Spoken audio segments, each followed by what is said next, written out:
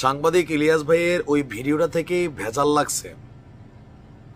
তিনি বলছিলেন যখন ছাত্রদের জাতীয় নাগরিক পার্টি তৈরির আলোচনা চলছিল যে ছাত্র উপদেষ্টাদের মধ্যে কারু কারু বাবা বিভিন্ন জায়গা থেকে চাঁদাবাজি করছেন, তবে হালাল করতেছেন ডোনেশন হিসাবে, যে এটা ছাত্রদের রাজনৈতিক দলটা পরিচালনার জন্য ডোনেশন দরকার। ইভেন ছাত্ররা বলছিল অনেকের নাম প্রকাশ করা যাবে না। এরপরে যখন আমরা গতকালকে নিউজ দেখলাম যে আপনার হেডিংটা ছিল এমন, চাঁদার দাবির ভিডিও ভাইরাল, বিভিন্ন পেজ বিভিন্নভাবে দিছে, আর পরবর্তী আসছে কি নাহিদের বিরুদ্ধে মামলা। তবে এই নাহিদ আর জাতীয় নাগরিক পার্টির যিনি আহ্বায়ক মানে ব্লুটুথ বয় নাহিদ, দুইজন কিন্তু এক না, তবে একই প্ল্যাটফর্মের, বোঝেন নাই? দলজনই বৈষম্য বিরোধী আন্দোলনের প্ল্যাটফর্মের, তবে যার বিরুদ্ধে মামলা হয়েছে, অব্যাহতি দেওয়া হয়েছে আর চাঁদাবাজির ভিডিও ভাইরাল হয়েছে, এই নাহিদ আলোচিত, এটা কয়েকদিন ধরে আলোচিত। তো এই নিউজটা আসলে হচ্ছে বৈষম্য বিরোধী নেতা যে নাহিদ ছিল, আর এদের কারণেই আসল নাহিদ যিনি, তারা ঘোষণা দিল যে সমন্বয়ক বৈষম্য বিরোধী এইগুলা এক্সিস্ট করে না, এগুলাকে বিলুপ্ত ঘোষণা করা হয়েছে। যদি অপকর্মে করতে চায় পুলিশ অ্যাকশন নেবে। এরপরেই পুলিশের মধ্যে একটু সাহস আসছে। বৈষম্য বিরোধী ছাত্র আন্দোলন রংপুর মহানগরের সদ্য অব্যাহতি পাওয়া, মানে তাকে কিন্তু দল থেকে বাদ দেওয়া হয়েছে, মুখপাত্র নাহিদ হাসান খন্দকারের বিরুদ্ধে চাঁদা দাবির অভিযোগে একটা মামলা হয়েছে। আর এটা নিশ্চিত করেছেন গঙ্গাচড়া মডেল থানার ওসি আল এমরান।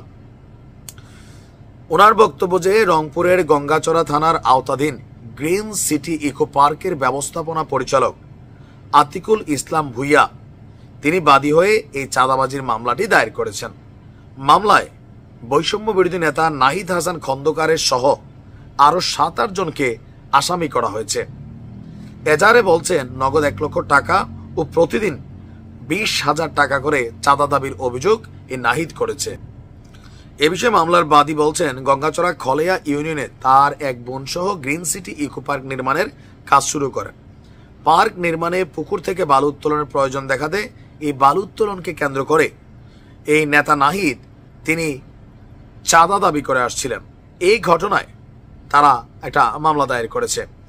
আর এরপর আমরা দেখলাম যে 8ই মার্চ রাতে বৈষম্য বিরোধী ছাত্র আন্দোলন রংপুরের আহ্বায়ক যিনি আছেন, তিনি প্রেস বিজ্ঞপ্তিতে নাহিদকে অব্যাহতি দিয়েছেন তার পদ থেকে।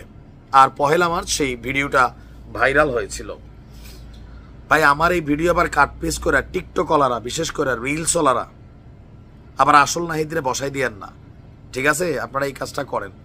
যেমন ওই দিন আমার এক ভিডিওতে আমি দেখলাম, আমার কিন্তু টিকটকে কোনো আইডি নেই, একটা আইডি আছে বাট আমি চালাই না, এমআই শামিম এই নামে যে আইডিটা, এটা কিন্তু আমার না। তো এরকম অনেকে আছেন আমার নাম দিয়ে টিকটক, ফেসবুক আইডি, পেজ চালান, আমাদের এই কথাগুলোকে কাটপিস করেন, কইরা হয়তো আসল নাহিদের ছবি ঝুলাই দেন। আবার যে দুবাইয়ের একটা বাইকের ব্যবসা, ভিসার ব্যবসা কারা করে, এরা আবার আমার নামের সাথে মোবাইল নাম্বার দিয়া দেয়। এগুলা করেন না। এই পেজগুলা এবং চ্যানেলের বিরুদ্ধে কিন্তু ব্যবস্থা নিব, টিকটক আইডির বিরুদ্ধে ব্যবস্থা নিব। যাই হোক, আমরা চাই চাঁদাবাজ যেই দলেরই হোক, যে বনেরই হোক, যে গোত্রেরই হোক, তার বিরুদ্ধে ব্যবস্থা নেওয়া। আর উপদেষ্টা এখন এই মুহূর্তে দলের প্রধান যিনি নাহিদ, সুন্দর সিদ্ধান্ত নিচ্ছে এটা যে সমন্বয় এবং বৈষম্য বিরোধী এদের মধ্যে যারা মানে ধান্দাবাজিতে ব্যস্ত, এদেরকে ধইরা পুলিশের কাছে দেওয়ার জন্য যে সিদ্ধান্তটা নিচ্ছে। ভালো থাকুন।